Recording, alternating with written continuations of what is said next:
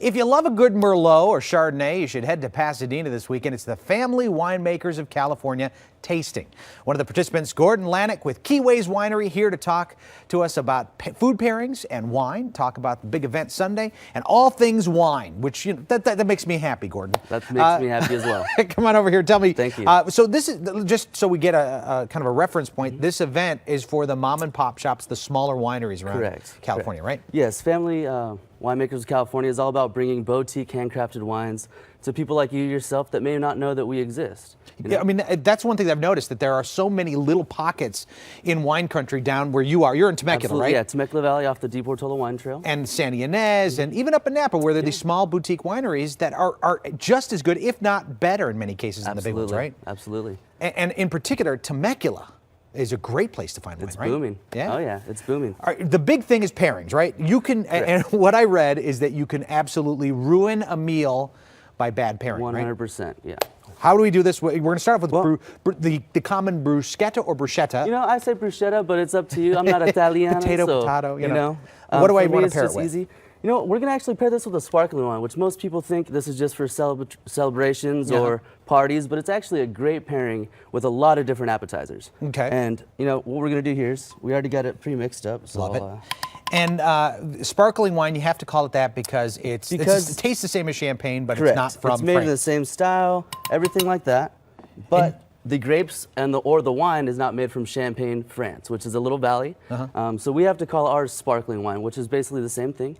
And you can get these different types of sparkling wines all over the place. We call ours white diamond, so frost yourself. Okay. Frost yourself, very well done. Excellent.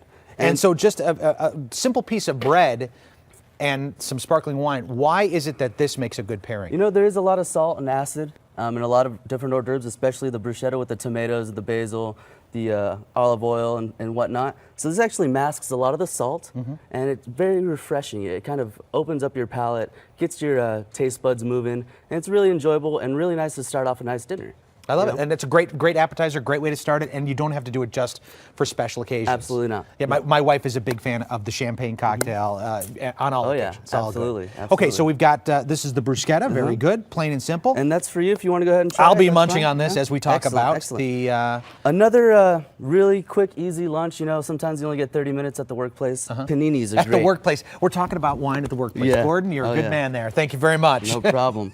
So you know what? It's easy to make. It's a turkey panini, is that what this is? Chicken breast and a little bit of basil pesto sauce in there. Okay. You can actually add your own fresh basil if you like. Nice. Which we have here. Good choice.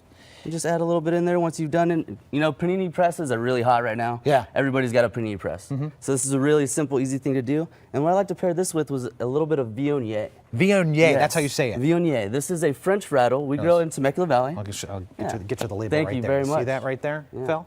A Viognier. And this is one of Keyways Winery's estate varietals. So we do grow this right on our property. Okay.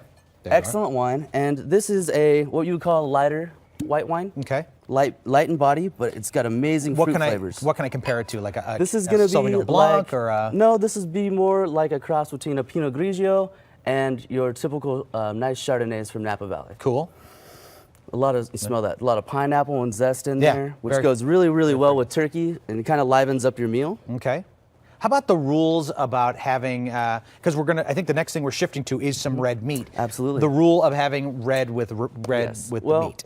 The old rule of white wine with chicken and fish and red wine with your meat and game. It's out the window. Really? You can go ahead and just throw that one out the window. I'm good with you on that. You know, it's all about pairing with flavors these days. There's different types of wines, there's different types of food, and each one has its different types of flavors as well. So when I think about pairing a food or a wine with my food, I think about the whole meal, not just the main course. And that's really important. You don't want to double up on your acids. So like marinara pasta is a typical meal to have with wine. And if you can get an overly acidic wine with your acidic meal, it's really going to make your stomach hurt. Interesting. It's not going to be very enjoyable. But if you pair a lighter style wine like a Merlot or a nice Sangiovese perhaps, less acid, less tannins, and it's going to really make that meal a little bit more enjoyable for you. That's fantastic. Yeah. And I want to ask you real quickly, because of course I am the weatherman, so I'm keyed into this. Weather-wise for the Temecula Valley, how did you guys do? Is it good still? Or? Yeah, it's great. We are a little bit more of a warmer microclimate, and we do irrigation, so we're not dependent on the rain. We water our own grapes. and we do what we call stressing the vines. So we'll water for a couple days straight, and then we'll back off on the water for 3, 4, maybe 5 days, let that water seep into the rootstock. Now this last rain was great for us. We got a lot of, we've got about 3 to 4 inches of rain. Great. Which is really going to help because right now it's pruning season. So the grapes are dormant. They just got pruned.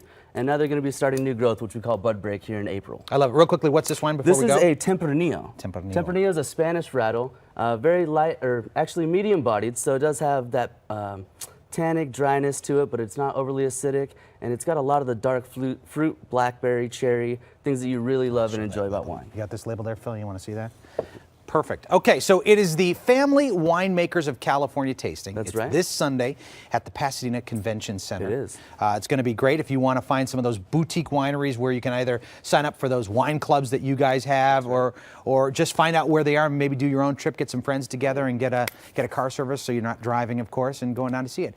For more information, go to our website, kcal9.com, and click on Seen on TV. You get all the information on all the wine that you need. And tomorrow,